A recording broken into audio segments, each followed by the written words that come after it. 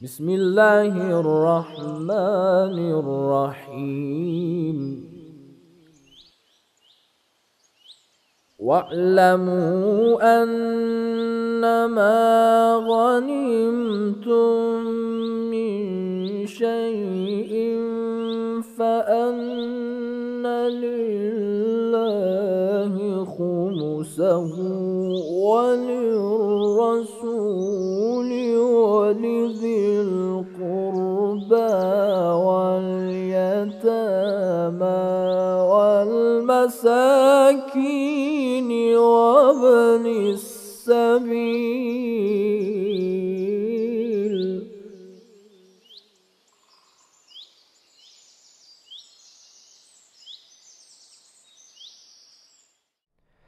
بسم الله الرحمن الرحيم وبه نستعين والسلام والصلاة على سيدنا ونبينا أبو القاسم المصطفى محمد اللهم صل على Muhammad وعلى Muhammad وعلى آل بيته الطيبين الطاهرين.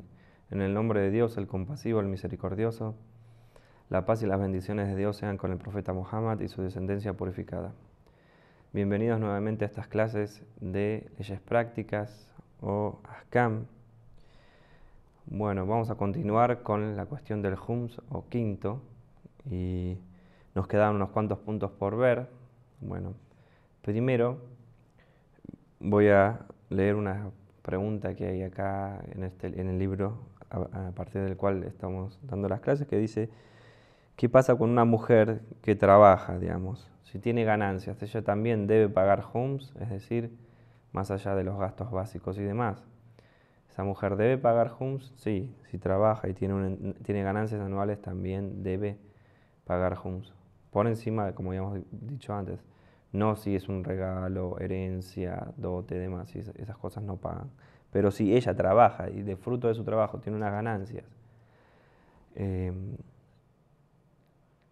fruto de su trabajo tiene ganancias y esas ganancias sobran sus necesidades básicas, debe pagar Khums. Bien.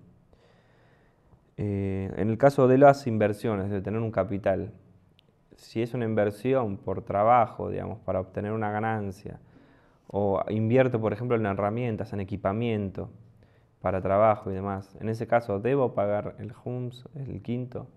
Bueno, hay algunos marjas que van a decir que sí, otros van a decir que no. La mayoría dice que sí, igual, que debemos pagar. En el caso de un territorio que teníamos o que nos lo dieron porque estaba completamente seco, muerto, digamos, no tenía ninguna ganancia, y nosotros lo fertilizamos, lo revivimos, con lo cual va a empezar a dar ganancias, es decir, de algo que no tenía ningún valor, lo hicimos tener valor, sobre ese territorio también vamos a tener que pagar un Khums, un quinto, digamos. En el caso de los árboles frutales, tengo árboles frutales, tengo un pequeño viñedo o lo que fuese. Si es lo como de él, digamos, como de estos árboles, pero también vendo, si también vendo, si solo lo utilizo para comer, para la familia, obviamente es parte de la alimentación, es parte de lo básico. Pero si también lo uso para vender, en ese caso sí hay que pagarle Khums. Bueno, el caso de los minerales. Cualquier cosa extraíble, que se extraiga de debajo de la tierra, debajo de la montaña, todo lo que sean minerales, digamos, sean oro, plata, sea cobre, petróleo, carbón mineral, obviamente estamos hablando, eh, todo tipo de joyas preciosas, digamos, que traigamos en bruto de la montaña, de la tierra, la sal, bueno, todo lo que extraigamos de mineral que extraigamos de una montaña o de un territorio, del suelo, de un yacimiento, vamos a decirlo, tiene que pagarse Khums sobre ello. Bien, pero como habíamos hablado antes, esto depende de que esa extracción supere un límite.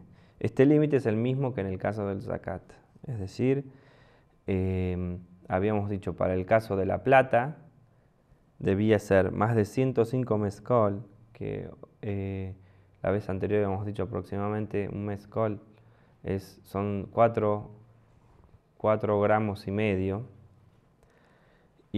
o sea, 105 mezcol serían aproximadamente 470, 400, casi 500 gramos, digamos, de eh, plata, y lo que son el oro son 15 mezcol, es decir, es aproximadamente,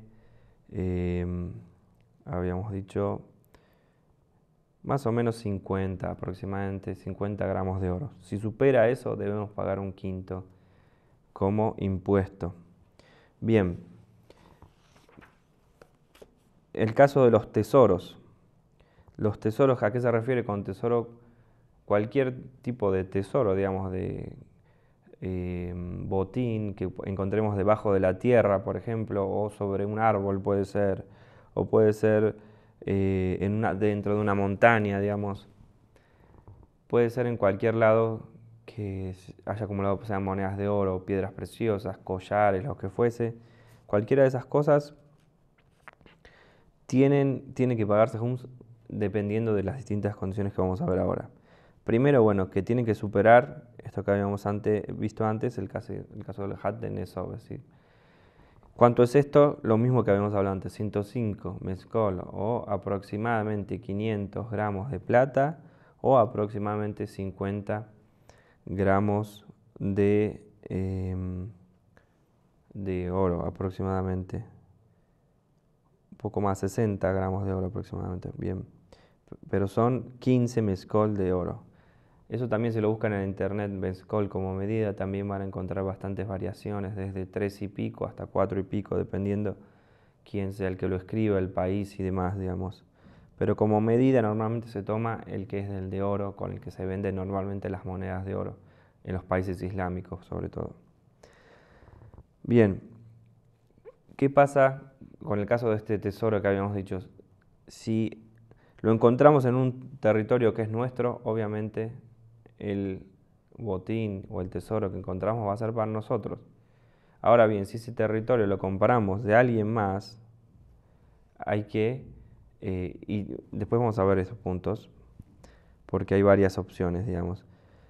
En el caso de que sea nuestro, por ejemplo, por herencia, lo que fuese, es nuestro territorio, lo encontramos, es nuestro.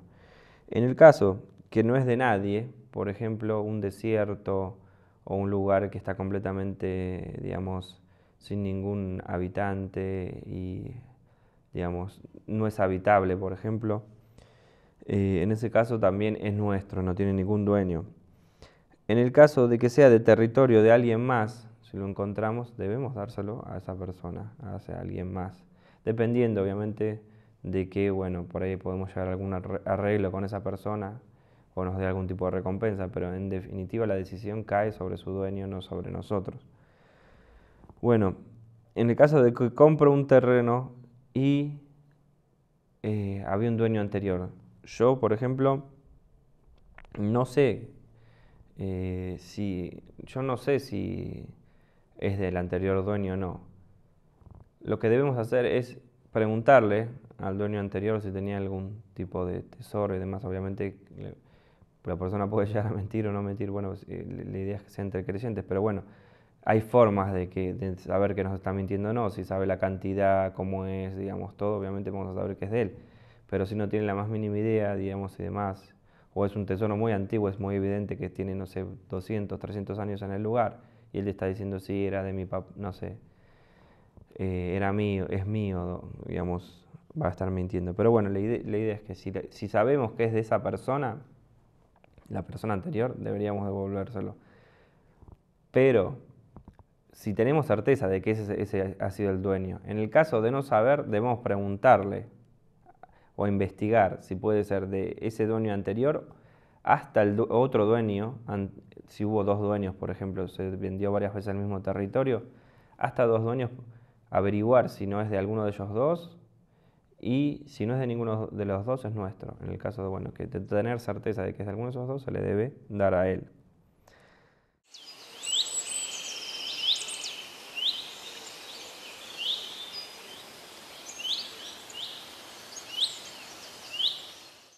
En el caso de los bienes lícitos mezclados con bienes ilícitos, ¿qué quiere decir esto? Por ejemplo, tenemos un dinero y, por ejemplo, alguien nos paga algo o obtenemos un dinero de una forma u otra, y hay una parte de esa que sabemos que lo obtuvo de forma ilegal. Es decir, por ejemplo, en el Islam no es tan complicado, no hay que decir que, por ejemplo, lo obtuvo de un robo. No, por ejemplo, una persona que lo obtuvo a través de la venta del alcohol o a la venta de algo ilícito, digamos, bueno, en nuestros países es la venta de drogas, la venta de distintos tipos de cosas ilícitas, digamos. Si sabemos que ese dinero tiene una parte, digamos, que es ilícita, digamos. En el caso de ser robo, bueno, si sabemos qué cantidad es de la parte ilícita mezclada con ilícita, deberíamos devolver la parte que sabemos que ha sido robada, se la debemos devolver a su dueño. En el caso de saber nuevamente quién es su dueño, pero no saber qué cantidad es, bueno, lo debemos discutir con el dueño y hasta que quede conforme las dos partes, digamos. Otra opción es que no sabemos quién es el dueño anterior, por ejemplo, como habíamos dicho antes, por una cuestión de robo, estafa o lo que fuese. No sabemos quién es el dueño, pero llegó a nuestras manos. O sea, no es que nosotros nos dedicamos a eso y buscamos después, somos ladrones y con ese dinero, bueno, buscamos. No, el hecho de ser ladrones obviamente que es todo haram y todos esos bienes van a ser prohibidos, demos hums o no demos hums sobre ese dinero. Entonces, en el caso de que recibamos ese dinero y no sabemos quién es el dueño, pero sabemos cuánto es la cantidad, digamos, sabemos que esta parte del dinero es de origen dudoso, es más bien, no es lícito, digamos, por ejemplo, porque vamos a hacer una suposición, compramos una casa y encontramos un dinero en una caja fuerte y sabemos que han fallecido y demás la gente que estaba ahí, pero sabemos que eran ladrones o lo que fuese. ¿Qué hacemos con ese dinero? Bueno, en el caso de que sepamos exactamente ese dinero cuánto es, por ejemplo, en ese caso sí sabemos exactamente cuál es lo ilícito, sabemos que se dedicaban a robar, vamos a tener que dar ese dinero en limosna, digamos. Ahora bien, si pensamos que dentro de ese dinero está mezclado una parte que está obtenido de forma ilícita con otra parte que está de forma lícita, en ese caso vamos a tener que dar un quinto de ese dinero y el resto lo podemos utilizar. Bien. Ahora bien, después de que hemos dado el quinto de este dinero, nos enteramos cuál era exactamente la parte lícita y la parte ilícita. Si sabemos que la parte ilícita era más que el quinto, que es decir, que lo que ya habíamos pagado, debemos pagar esa parte que falta, digamos. Si era menos, bueno, Dios lo aceptará, inshallah. Bien, en el caso de las piedras preciosas, en ese caso, nuevamente, si es más de 18 onzas, digamos, de oro, perdón, dice Nuhud, que esta es otra medida islámica que también tienen que consultarlo con, digamos, un mujtahid o el marja, para que les diga la medida equivalente exacta de lo que es, sobre lo que son las piedras preciosas, digamos.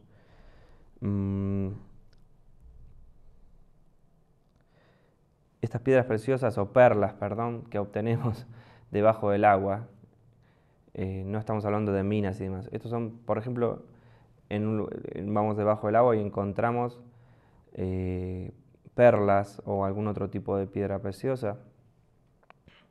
Estas piedras tienen que pasar más allá de los 18 nuhud de oro, digamos. Esta medida exactamente es una medida islámica y para saber el equivalente exacto en nuestros países deberían consultar a su mujtahid o al marja, digamos, pertinente, digamos. Pero bueno, es importante saber que sobre las perlas y sobre las piedras preciosas que se encuentren o que se extraigan debajo del agua también debemos pagar quinto o hums, como le veníamos hablando. Bueno, en el caso de los botines de guerra, ¿cuáles son estos botines de guerra? No es que uno puede ir y a cualquier lado y bueno, vamos a luchar, lamentablemente como hacen hoy día los terroristas del Estado Islámico y demás, o el mal llamado Estado Islámico, que van a hacer un territorio y dicen, bueno, acá son todos incrédulos, no son musulmanes, con lo cual voy a robarles y voy a obtener un botín. No, eso es completamente haram y está prohibido. El caso de una guerra se puede hacer únicamente bajo la orden de el imán de la época o su representante, digamos. Es decir, si nos ordenan, por ejemplo, defender tal o cual territorio, o de hecho, por ejemplo, por una cuestión defensiva, porque sabemos que nos van a atacar, se ataca determinado territorio, el botín, lo que se obtenga de ese lugar de los no musulmanes, cuando uno resta lo que es el transporte, lo que valió el transporte, y todo lo que el imán considere que sea necesario distribuir, el sobrante de eso y todo lo que considere el imán necesario utilizar, el sobrante va a ser la ganancia, es decir, que obtengamos de ese botín. El quinto de eso debamos pagarlo a nuestro imán o al mujtahid, a quien sea, a quien acordemos pagar nuestro khums o quinto. Bueno, y hasta aquí hemos llegado por el día de hoy. Nos queda un pequeño fracción de lo que es el khums y la semana que viene, la próxima clase, lo vamos a ver si Dios quiere. Assalamu alaikum wa rahmatullahi wa barakatuh. يا كاشف النوايا يا عالم الخفايا اغفر لنا ذنوبنا وارفع البلايا اغفر لنا ذنوبنا وارفع البلايا